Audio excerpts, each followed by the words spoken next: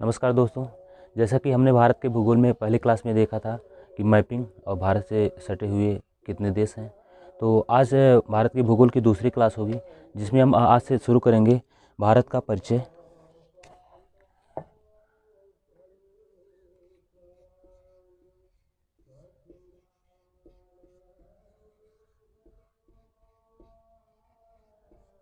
भारत का भूगोल आज क्लास नंबर दूसरी है। तो सबसे पहले हम देखते हैं कि आज से हम देखेंगे कि भारत का जो प्राकृतिक फैलाव है वो किस तरीके से है। अब सबसे पहले हम देखते हैं भारत की कैसी संरचना है। सबसे पहले हम भारत का मैप बना लेते हैं।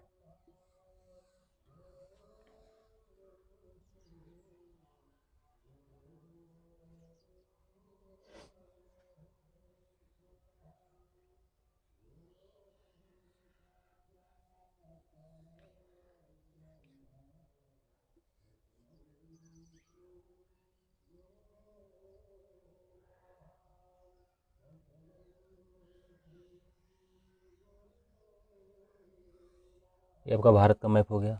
अब इसमें हम देखते हैं कि सबसे पहले भारत की भूगर्भिक संरचना। तो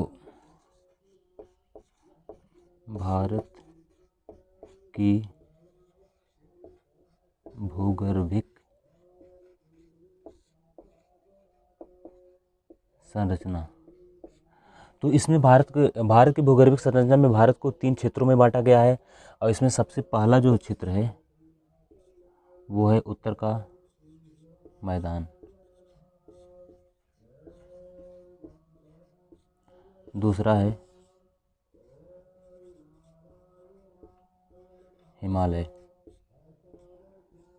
तीसरा है प्रायद्वीपीय भारत। पहला उत्तर का मैदान है, दूसरा हिमालय है, तीसरा प्रायद्वीपीय भारत है। इसमें सबसे जो नवीन क्षेत्र है वो है उत्तर का मैदान। इसको कह सकते हैं ये नवीन क्षेत्र है, ये सबसे नवीन। और प्रायद्वीपीय जो है सबसे पुराना है, सबसे पुराना। तो हम देखते हैं कि उत्तर का मैदान सबसे नवीन क्षेत्र और प्रायद्वीपीय भारत सबसे पुराना क्यों कहा जाता है। क्योंकि हम अच्छी तरह जानते हैं कि जहाँ पे आज भारत का या हिमालय का निर्माण हुआ है वहाँ पे टेथिस सागर था। और टेथिस सागर जब भारत का प्रायद्वीपीय क्षेत्र धीरे धीरे प्लेट टेक्टोनिक थ्योरी से उत्तरी तरफ सरकना शुरू हुआ, तो धीरे धीरे जो है हिमालय का निर्माण हुआ। तो हिमालय का निर्माण हुआ तो हिमालय के निर्माण के परिणाम स्वरूप जो वहाँ से मलबे या मिट्टी बाकी आई, तो उससे जो है हमारे उत्तर भारत के मैदान का निर्माण हुआ। और प्रायद्वीपीय भारत जो है वो दक्षिण की तरफ से धीरे धीरे उत्तर की तरफ सरकते हुए हिमालय को टच कर गया। और इस तरीके से जब दोनों तरफ से कंप्रेस्ड हुआ तो वहाँ पे हमारे हिमालय का निर्माण हुआ।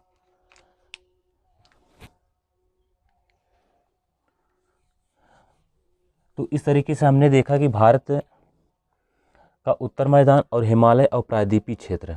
अब इसके बाद हम देखेंगे भारत का भौगोलिक वर्गीकरण कि भारत को कितने भौगोलिक क्षेत्रों में बांटा गया है।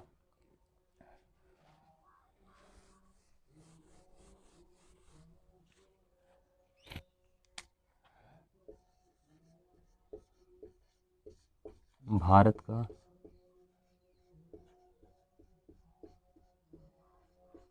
भौगोलिक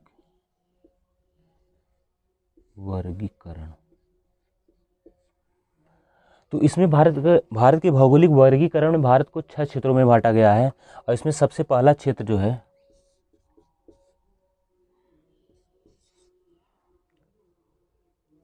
ये है उत्तर का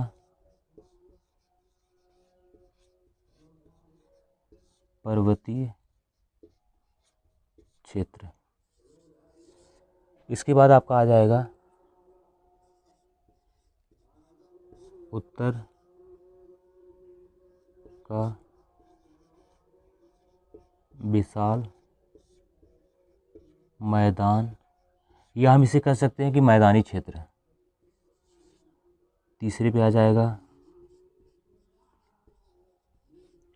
प्रायद्वीपीय भारत। चौथे पे तटवर्तीय क्षेत्र। पांचवे पे आ जाएगा द्वीपीय भाग। अब इसके बाद छठवां जो अंतिम है ये है मरुस्थलीय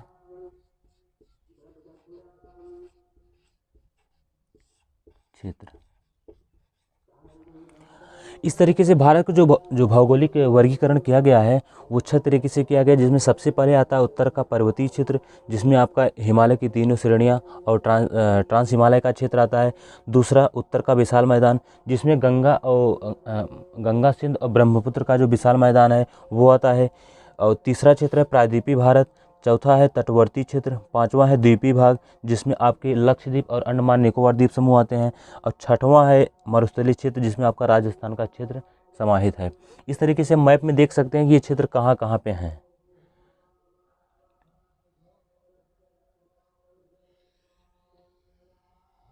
ये आपका हो गया पहला यानी कि उत्तर का पर्वतीय क्षेत्र या पर्वतीय क्षेत्र। अब आ गया उत्तर का विशाल मैदान। तो उत्तर का विशाल मैदान यहाँ पे हम एक देंगे और उसके बाद यहीं से ये 2 से इसे इंडिकेट कर देंगे। तो ये आ गया उत्तर का विशाल मैदान। अब दोनों तट को निकाल देंगे तो बीच में बचेगा प्रायद्वीपीय भारत का क्षेत्र। और तटीय जो क्षेत्र हैं दोनों तरफ के ये 4 नंबर पे आते हैं। 4 नंबर पे है तटवर्ती क्षेत्र, जिसमें आपका पश्चिमी तट और पूर्वी तट आता है। 5वें नंबर पे आता है द्वीपीय भाग। तो यहाँ पे लक्षद्वीप है, ये 5 नंबर हो गया। यहाँ पे अंडमान निकोबार द्वीप समूह है, तो ये 5 नंबर आ गया। 6वां और अंतिम है मरुस्थलीय क्षेत्र। ये राजस्थान का जो क्षेत्र है 6वें पे आता है। तो इस तरीके से हम देख सकते हैं, क्योंकि इसमें हमको आगे पढ़ने में आसानी होगी, क्योंकि हमारे दिमाग में आएगा उत्तर का पर्वतीय क्षेत्र। तो हमारे दिमाग में क्लियर आ जाएगा कि जो उत्तर में क्षेत्र है वही है, जिसमें से आपका कश्मीर हिमालय की तीनों श्रेणियाँ आती हैं और ट्रांस हिमालय आता है। तो इसके बाद हम देखेंगे कि उत्तर का पर्वतीय क्षेत्र। अब हम इसको एक एक करके पढ़ेंगे ताकि चीज़ें हमको और क्लियर हो सकें।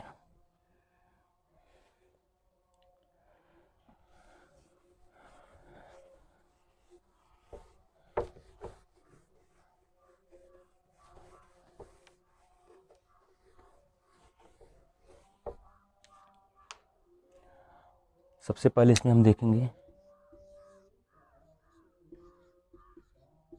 उत्तर का पर्वतीय क्षेत्र। तो उत्तर के पर्वतीय क्षेत्र में हम देखेंगे कि किस तरीके से हमारे हिमालय का निर्माण हुआ और भारत के उत्तरी मैदान का निर्माण हुआ।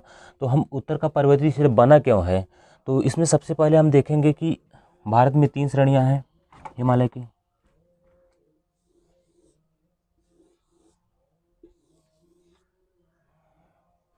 आपका बृहद हिमालय हो गया, मध्य हिमालय हो गया, शिवालिक श्रेणी हो गया। और इसके उत्तर में एक क्षेत्र है जिसको हम ट्रांस हिमालय के नाम से जानते हैं। ट्रांस हिमालय, ये आपका हो गया बृहद हिमालय, ये मध्य हिमालय, ये शिवालिक श्रेणी, शिवालिक हिमालय।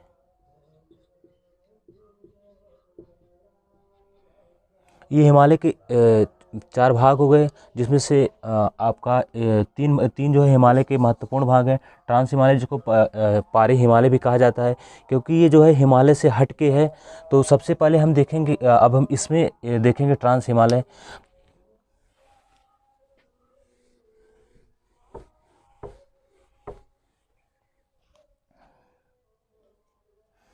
तो हिमालय के पर्वतीय क्षेत्र में जो सबसे उत्तर में है trans Himalaya, trans Himalaya, trans Himalaya सबसे उत्तरी क्षेत्र है। तो इसमें हिमालय में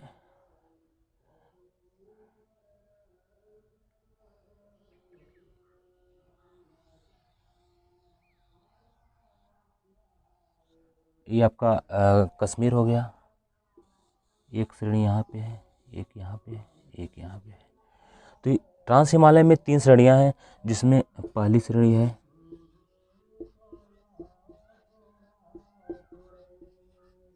काराकोरम श्रेणी,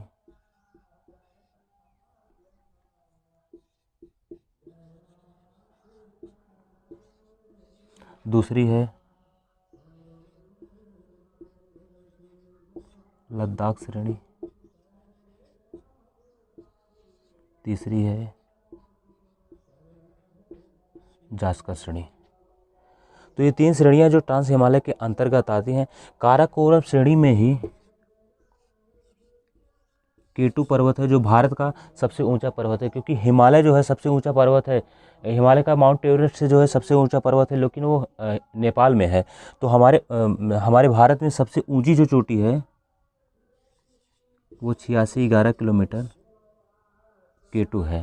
केटू को ही हम गॉडविन ऑस्टिन कहते हैं।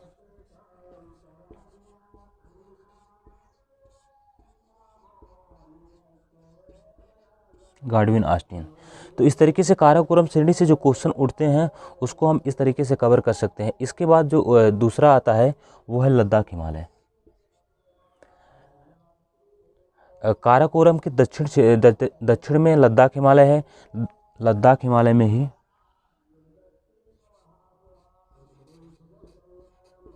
राकापोसी पर्वत है, जो विश्व का तीव्रतम ढाल वाला पर्वत है।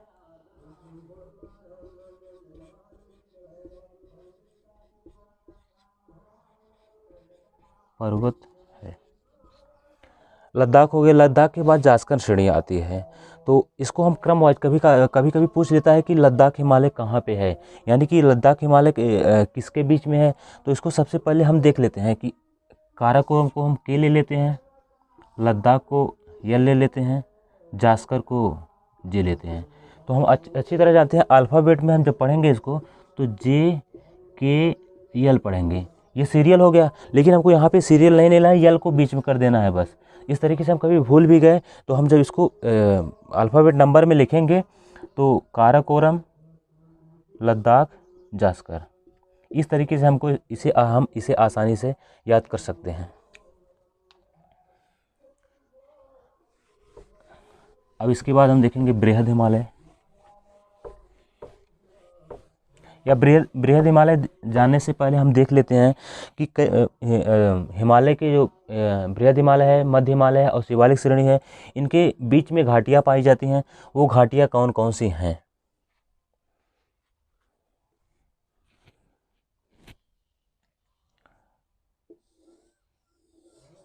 ये बृहद हिमालय हो गया, बृहद हिमालय। बृहद हिमालय के बाद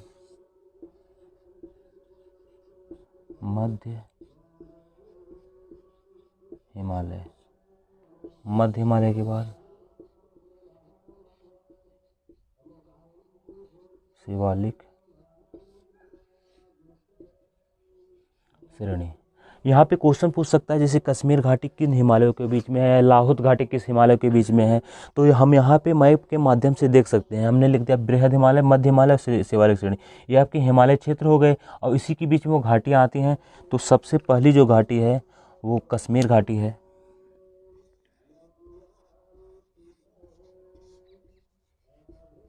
कश्मीर घाटी जो जम्मू कश्मीर में पड़ती है, ये पहली घाटी हो गई। और उसके बाद यहीं पे लाहुत स्पीत घाटी है, लाहुत स्पीत घाटी है। जो बृहद और मध्य हिमालय के में पड़ती है, और ये है हिमाचल प्रदेश राज्य में। और तीसरी है पुष्पा घाटी, ये उत्तराखंड यानी कि यूपी में पड़ती है। और अंतिम घाटी है काठमांडू घाटी। काठमांडू घाटी नाम से ही क्लियर है कि ये घाटी जो है नेपाल की राजधानी काठमांडू से है, तो ये नेपाल में पड़ती है। क्वेश्चन पूछेगा कश्मीर घाटी कहाँ है, या लाहौल स्पीति घाटी कहाँ है, पुष्पा घाटी कहाँ है, काठमांडू घाटी कहाँ पे है। तो हम चीज़ों को पहले याद करने से अच्छा है कि हम जो है एक मैप बना लेंगे। मैप में हम क्लियर कर देंगे कि जो बृहद हिमालय है और मध्य हिमालय है, इसके बीच में 1 2 3 4 घाटियाँ पड़ती हैं। पूछ लिया कश्मीर घाटी कहाँ है, तो आंसर आ जाएगा बृहद और मध्य हिमालय के बीच में। लाहौल स्पीति घाटी कहाँ है, बृहद और मध्य के। पुष्पा घाटी कहाँ है, बृहद मध्य में। काठमांडू घाटी कहाँ है, ये भी बृहद और मध्य हिमालय के बीच में है। अब हम देख लेते हैं मध्य और शिवालिक श्रेणी के बीच में कौन कौन सी घाटियाँ पड़ती हैं। तो इसमें जो सबसे पहली घाटी है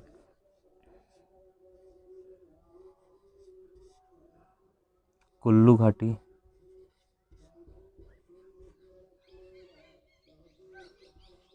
मनाली घाटी, या कुल्लू मनाली को दोनों हम एक में कर सकते हैं, ये हिमाचल प्रदेश राज्य में है। और इसके बाद जो घाटी आती है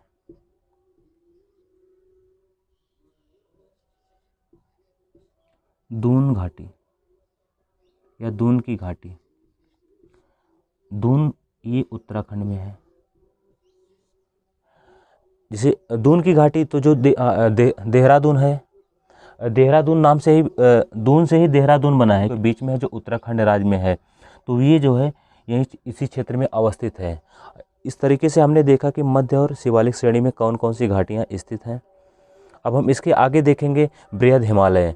तो बृहद हिमालय में हम सबसे पहले एक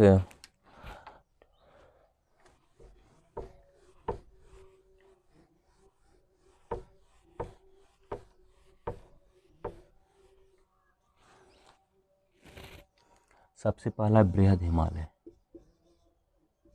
बृहद हिमालय।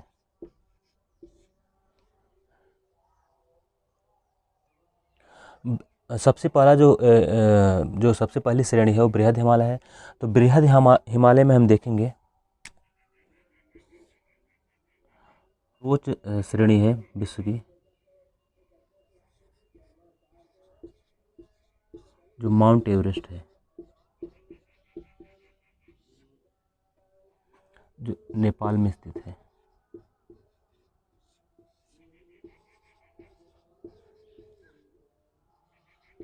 इसकी 8,848 मीटर ऊंचाई है।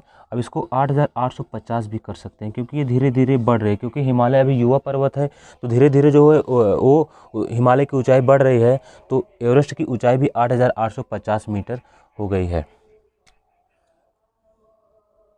अब इसके बाद हम देखते हैं कि जो औसत ऊंचाई है बृहद हिमालय की वो है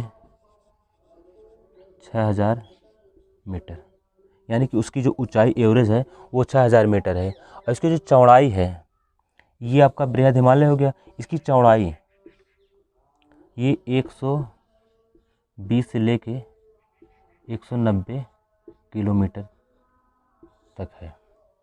ये ऊंचाई हो गई, ये चौड़ाई हो गई। अब इसके बाद हम देखते हैं कि इसमें और कौन कौन से महत्वपूर्ण शिखर हैं, क्योंकि ये माउंट एवरेस्ट जो नेपाल में पड़ता है, तो इसमें भारत के भी कुछ महत्वपूर्ण शिखर हैं जो बृहद हिमालय के अंतर्गत आते हैं। इसमें हो गया आपका कंचनजंगा,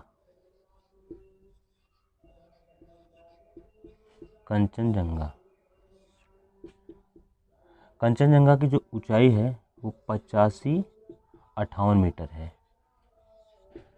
ये जो है आपकी दूसरी सबसे ऊंची चोटी भारत की है, सेकंड हाईएस्ट पिक,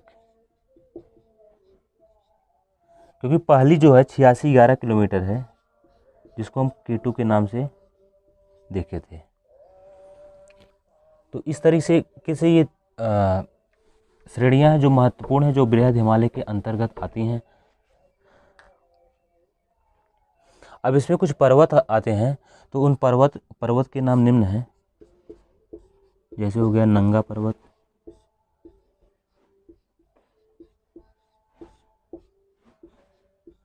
नंगा के बाद नंदा देवी, इसके बाद कामेट,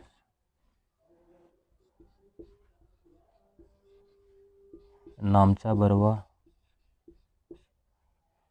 नंगा पर्वत, नंदा देवी, कामेट, नामचा बरवा, ये प्रमुख पर्वत श्रेणियां हैं जो बृहद हिमालय के अंतर्गत आती हैं। अब इसके बाद हम देखेंगे लघु हिमालय।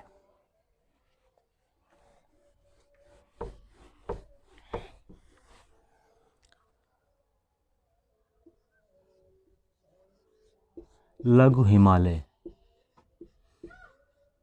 नाम से ये हो रहा है कि ये लघु हिमालय है, लघु हिमालय नहीं है। लघु हिमालय को ही हम मध्य हिमालय के नाम से भी जानते हैं, क्योंकि जो सबसे छोटी सबसे दक्षिण की जो हिमालय की श्रेणी है उसको शिवालिक श्रेणी के नाम से जानते हैं। वो सबसे छोटी श्रेणी है, न कि लघु हिमालय है। लघु हिमालय जो है मध्य की है। लघु हिमालय, बृहद हिमालय,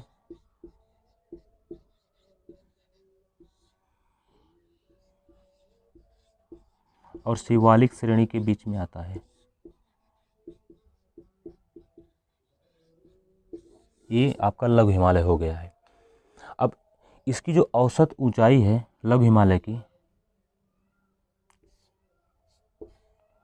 ये है 3500 से लेके 4500 मीटर। क्योंकि ये बृहद से छोटा है, और बृहद में हमने देखा था 6000 थी, लेकिन यहाँ पे 3500 से 4500 मीटर है। इसकी जो चौड़ाई है, चौड़ाई के मतलब इसका यहाँ से कितना चौड़ा भाग है, वो है 80 से 100 किलोमीटर। अब इसमें जो कुछ महत्वपूर्ण श्रेणियाँ आती हैं,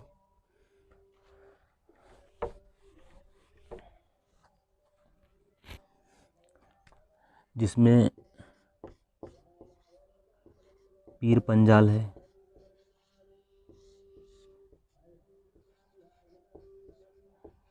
पीर पंजाल के बाद धौलाधर है,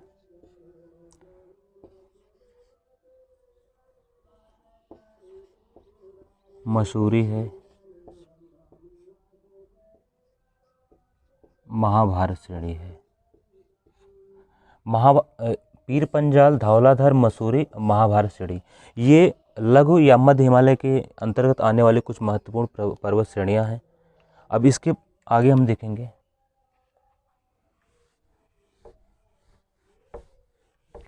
कि लघु हिमालय में ही कुछ पर्वतों के बीच में छोटे छोटे मैदान के क्षेत्र पाए जाते हैं, उन्हें हम क्या कहते हैं। तो मध्य हिमालय के अंतर्गत पाए जाने वाली जो पर्वत घाटियाँ हैं, उसमें छोटे छोटे पर्वत या ढाल पाए जाते हैं, तो उनको हम बुग्याल,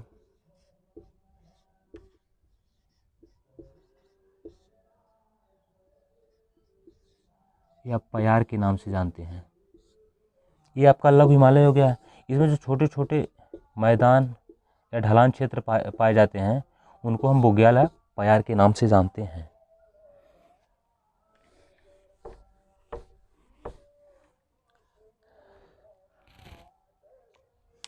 लघु हिमालय में ही कुछ पर्यटक स्थल हैं जो सिर्फ भारत में ही नहीं बल्कि विश्व में जाने जाते हैं पर्यटक की दृष्टि से, क्योंकि हम अच्छी तरह जानते हैं कि उत्तराखंड, हिमाचल प्रदेश और जम्मू कश्मीर, इनकी जो अर्थव्यवस्था है वो कहीं ना कहीं पर्यटक के क्षेत्र में निर्भर है। तो हम इस लघु हिमालय में देखते हैं कि कौन कौन से ऐसे क्षेत्र हैं जो पर्यटन के लिए प्रसिद्ध हैं। सबसे पहला है शिमला, दूसरा है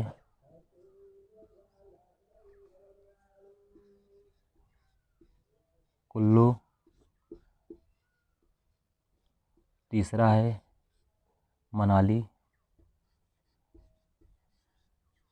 इसके बाद मसूरी, मसूरी के बाद दार्जिलिंग। शिमला, कुल्लू, मनाली, मसूरी, दार्जिलिंग, ये जो है पर्यटन के क्षेत्र के लिए लघु हिमालय के अंतर्गत पाए जाने वाले कुछ क्षेत्र हैं, जहाँ कहीं न कहीं पर्यटन को आकर्षित करने के लिए अच्छी अच्छी घाटियाँ हैं। तो इन चीज़ों को अगर हम यहाँ पे तो लिख ले, लेकिन अगर हमारे पास मैप रहेगा तो इन चीज़ों को हम मैप में देखेंगे तो चीज़ें जो है लंबे समय के लिए याद रहेंगी, और हम कभी रिवीजन करेंगे तो जल्दी से जल्दी। लघु हिमालय के अंतर्गत पाए जाने वाले महत्वपूर्ण पर्यटन क्षेत्र। अब इसके बाद हम देखेंगे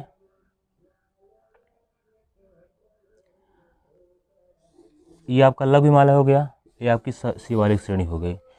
तो यहाँ पे हमने देखा कि लघु हिमालय और शिवालिक श्रेणी, तो ये दोनों पर्वत श्रेणियाँ हैं, ये इनको कौन अलग करता है? तो उस क्षेत्र का नाम है मेन बाउंड्री फॉल्ट। क्वेश्चन आ सकता है कि लघु हिमालय और शिवालिक श्रेणी को कौन सा क्षेत्र अलग करता है, तो उसमें 4 ऑप्शन दे देगा। तो उसमें से मेन बाउंड्री फॉल्ट जो है ये दोनों को अलग करता है। अब इसके बाद हम देखते हैं जो तीसरी पर्वत श्रेणी हिमालय की है।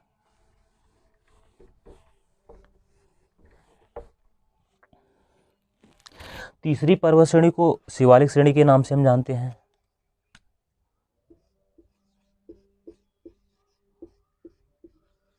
शिवालिक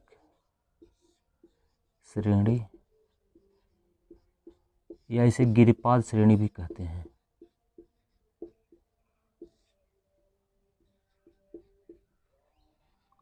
क्योंकि हिमालय का सबसे दक्षिणतम बिंदु है और सबसे छोटा बिंदु है, तो इसलिए हम इसको गिरिपाद श्रेणी के नाम से जानते हैं। और इस श्रेणी के अंतर्गत पाए जाने वाले जो महत्वपूर्ण क्षेत्र हैं,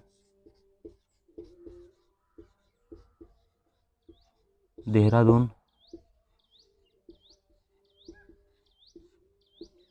चुम्बीदून,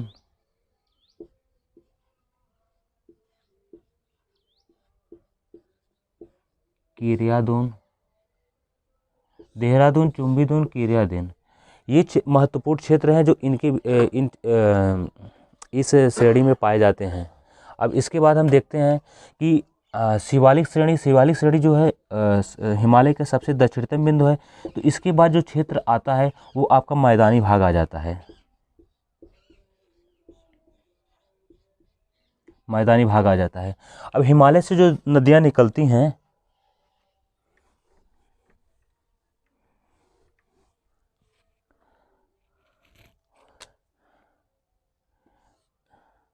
ये आपका बृहद हिमालय का हो गया, ये मध्य हिमालय, ये शिवालिक श्रेणी। अब इसके बाद ये आपका मैदानी क्षेत्र हो गया। यहाँ से जो बृहद हिमालय या मध्य हिमालय से जो नदियाँ निकलती हैं, यहाँ आने के बाद धीरे धीरे वो जब मैदानी भाग में प्रवेश करती हैं, तो उसके पहले यहाँ पे ये जो है जब शिवालिक श्रेणी के नीचे उतरती हैं तो यहाँ पे ये जो है दलदली क्षेत्र में प्रवेश करती हैं, जहाँ पे ये तराई क्षेत्र माना जाता है, तराई बेल्ट इसे कहते हैं। यहाँ पे वन होने के कारण और दलदल होने के कारण ये क्षेत्र जो है अक्सर महामारी का क्षेत्र माना जाता है,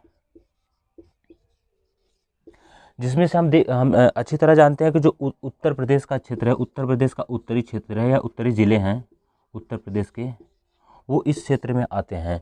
तो आज हमने देखा कि बृहद हिमालय, मध्य हिमालय, शिवालिक श्रेणी और ट्रांस हिमालय। अब इसके आगे हम जब क्लास करेंगे तो उसमें हम देखेंगे कि शिवालिक श्रेणी के बाद के जो मैदानी क्षेत्र हैं या मैदानी क्षेत्र और शिवालिक श्रेणी को जोड़ने वाले जो क्षेत्र हैं उनमें क्या स्थिति है और वहाँ पे वहाँ से क्या क्वेश्चन पूछे जा सकते हैं। इस तरीके से आज की क्लास यहीं पे समाप्त होती है। और चैनल में बने रहने के लिए और क्लास का नोटिफिकेशन पाने के लिए चैनल को अधिक से अधिक सब्सक्राइब करें और शेयर करें, ताकि आपको अधिक से अधिक भारत के भूगोल और विश्व के भूगोल का लाभ मिल सके। आज की क्लास यहीं समाप्त होती है।